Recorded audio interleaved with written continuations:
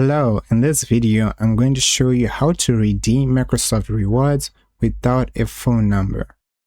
Make sure you log into your account, to your Microsoft account, and after you log in, then you have to go to rewards.bing.com.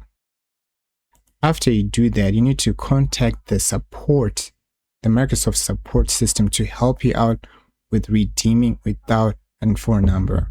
So make sure you type in this rewards.bing.com/support and you end up on this page, Microsoft Rewards Support Request. Okay, and here that's where you fill out your name and your last name and your Microsoft email, right?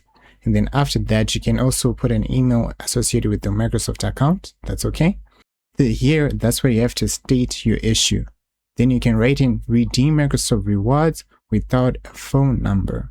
And after that, here you can then click on redeeming points, and here you can then select redeem gift card.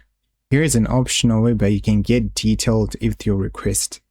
And after you do that, make sure you click on send, and the Microsoft support system will contact you under 24 hours. And you're done.